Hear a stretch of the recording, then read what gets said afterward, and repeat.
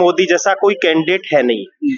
विपक्ष के पास, आना आम आदमी पार्टी के पास, कांग्रेस के पास कोई ऐसा नेता नहीं है जो देश को संभाल सके। मोदी जैसा नेता कोई है ही नहीं देश में। कन्हैया कुमार को मनोज तिवारी के सामने उतारा है। हाँ, टक्कर का है, पर जो हिसाब किताब है वो बीजेपी का ही है। कन्हैया कुमार है कहाँ, नथिंग है वो। चुनाव में नहीं है वो, चुनाव में है, लड़ रहा है, लेकिन बराबर में कुछ नहीं। नमस्कार, मेरा नाम सचिन कुमार है और आप खोल चुके हैं न्यूज डिगी। इस वक्त मैं हूं उत्तरी पूर्व लोकसभा सीट पर। जैसे कि आप सभी जानते हैं, यहां से इस बार कांग्रेस और आम आदमी पार्टी का जो गठबंधन हुआ है, यहां से कन्हैया कुमार को टिकट मिला है। मैं आपको बता देता हूं, उनको पिछली बार बिहार से कम्युनिस्ट पार्टी के चुनाव पर वे चुनाव लड़े थे। अगर बात करें बीजेपी की, तो बीजेपी के प्रत्याशी जो कि यहाँ से 2 बार से लगातार सांसद भी हैं, मनोज तिवारी, वो तीसरी बार चुनावी मैदान में है।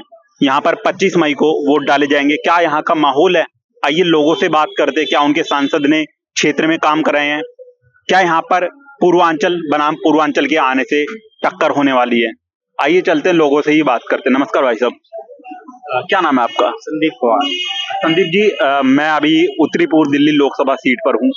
क्या यहाँ का माहौल इस बार रहने वाला है? मैं आपको पता ही होगा, यहाँ से कन्हैया कुमार को टिकट मिला है, साथ में मनोज तिवारी भी है, दोनों ही पूर्वांचल से बिलोंग करते हैं। क्या यहाँ का माहौल है इस बार? माहौल बीजेपी का है सारा। मतलब कि यहाँ से 2 बार से वे लगातार सांसद हैं। देखो, केंद्र में जो है जनता जो है वो मोदी को ही चाहती है। बेशक विधानसभा में केजरीवाल को जिता दे, पर लोकसभा चुनाव में 7 सीट बीजेपी की है। लोकसभा में मोदी को ही चाहते हैं दिल्ली में। इस बार आम आदमी पार्टी और कांग्रेस का गठबंधन हुआ है, तो यहाँ पर क्या आपको लगता है, क्योंकि 2019 में अगर हम बात करें, शीला दीक्षित चुनावी मैदान में थी कांग्रेस से, आम आदमी पार्टी के भी कैंडिडेट थे और मनोज तिवारी भी जीते, तो इस बार गठबंधन होने से आम आदमी पार्टी और कांग्रेस की वोट एक साथ नहीं जाएगी क्या? नहीं, कुछ फर्क नहीं पड़ेगा। ऐसा क्यों लगता है? क्या मतलब क्या दमदार हैं? कन्हैया कुमार भी अच्छे वक्ता है। क्या अच्छे वक्ता है? यूपी में जाएगा, गाल कटेंगे। यूपी में पहुंच के दिखा दो, प्रचार भी करवाओ। अच्छे। कांग्रेस ने क्या सोचकर यहाँ पे उनको उतारा है? सोचा होगा, उनकी सोच होगी, जो भी सोच होगी, कुछ भी सोच। उम्मीदवारी नहीं है क्या? उम्मीदवारी नहीं कांग्रेस के पास कि उसको खड़ा करें, किसी और को खड़ा करें। उन्हें मजबूरी में जो है कन्हैया कुमार को जो है खड़ा किया है, और कन्हैया कुमार के पास कोई वो नहीं है। वो तो टुकड़े टुकड़े गैंग का आदमी है, हर कोई जानता है, सबको पता है। तो लोगों का तो ये भी कहना है कि इस बार कांटे की टक्कर होने वाली, क्योंकि दोनों ही पूर्वांचल से बिलोंग करते हैं। पूर्वांचल के हैं, लेकिन उसको कुछ नहीं मिलने वाला, कुछ नहीं मिलेगा। वो जो है सिर्फ एक खड़ा करने वाली बात है। कन्हैया कुमार एकदम एंटी हिंदू है, सनातन है। आज उसने बोल दिया, कल न्यूज में बता रहा था, उसने बोला मैं तो मुसलमान हूँ।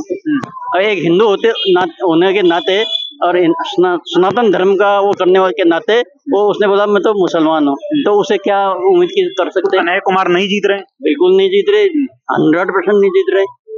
तो मुझे एक सवाल मेरा ये रहा है यहाँ से, सर, जैसे कि मनोज तिवारी जी अलग अलग क्षेत्रों में जा रहे हैं, चुनाव प्रचार कर रहे हैं, वे बात कर रहे हैं, इस बार तीसरी बार मनोज तिवारी दोबारा से यहाँ से सांसद बन रहे हैं। क्या यहाँ का क्या माहौल है? क्योंकि चुनाव से पहले अगर बात करें, दिल्ली के मुख्यमंत्री अरविंद केजरीवाल जी की गिरफ्तारी हुई है, तो लोगों में नाराजगी है। उसके बाद कोई नाराजगी नहीं है, खुश भी है लोग केजरीवाल जी के जेल जाने से। नाराजगी है, देखो वो पक्ष ये भी आरोप लगा रहा है कि उनकी गिरफ्तारी इसलिए कराएगी क्योंकि दिल्ली में आम आदमी पार्टी जीतने जा रही थी। नहीं, देखो लोकसभा में तो कुछ हो, देखो अगर विधानसभा के चुनाव होते तो कुछ हो सकता था। ऐसा क्या बात है, मतलब कि अगर हम रिकॉर्ड देखें, दिल्ली के लोग विधानसभा में केजरीवाल जी को भरपूर प्यार देते हैं, जब लोकसभा की आती तो बीजेपी को जिता देते हैं। देखो वो देश की बात है। वो देश में एक मजबूत आदमी चाहिए, मोदी जैसा कोई कैंडिडेट है नहीं। विपक्ष के पास, आना आम आदमी पार्टी के पास, कांग्रेस के पास कोई ऐसा नेता नहीं है जो देश को संभाल सके। मोदी जैसा नेता कोई है ही नहीं देश में, तो इसलिए मोदी ही देश में प्रधानमंत्री के उम्मीदवार के लिए मोदी से बढ़िया कोई कैंडिडेट है ही नहीं। विपक्ष में तो कहीं कोई है ही नहीं। विपक्ष में बात करें, अगर हम बात करें, दिल्ली के मुख्यमंत्री केजरीवाल थे, सब चोर है, राहुल गांधी है, अखिलेश यादव है, काफी चोर है, टोटी चोर, सब चोर है। सपा का तो सुपड़ा साफ हो जाएगा। ज्यादा से ज्यादा 1 सीट आ गई तो मुश्किल से आ गई यूपी में, मतलब साफ है।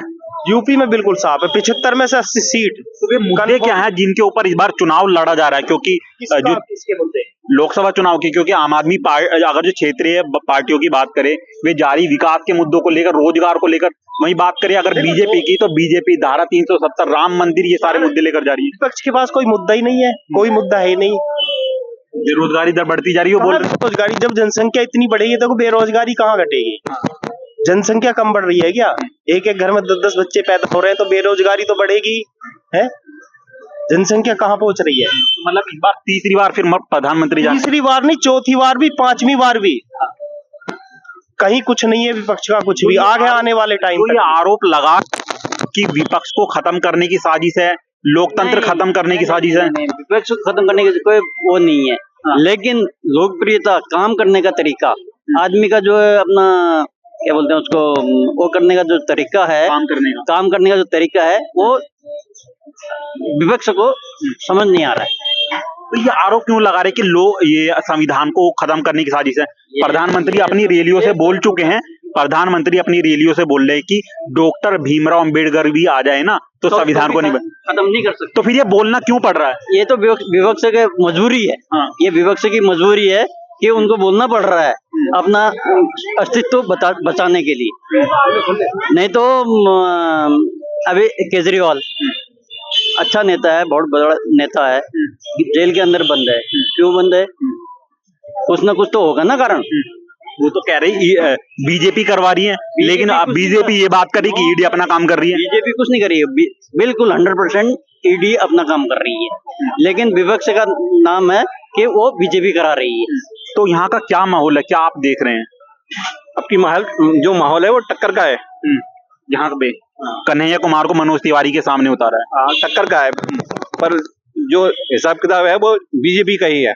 ऐसा क्यों लग रहा है? मतलब क्योंकि यहाँ से मनोज तिवारी तीसरी बार टिकट मिला है, उनके सामने कन्हैया कुमार को उतारा है। तो आपकी जो टक्कर है वो बराबर की है, दोनों एक ही पूर्वांचल से हैं, टक्कर बराबर की है, और हार जीत का फैसला भी बिल्कुल ना के बराबर ही होगा। लेकिन कुछ लोग ये भी आरोप लगा रहे हैं कि उनको नहीं देना चाहिए था, वे टुकड़े टुकड़े गैंग के हैं, ऐसे लोग बाग बता रहे हैं। तो क्या लगता है कि ये कन्हैया कुमार पे जो इनको पर ब्लेम लग रहा है, ये भारी पड़ेगा? भारी पड़ेगा।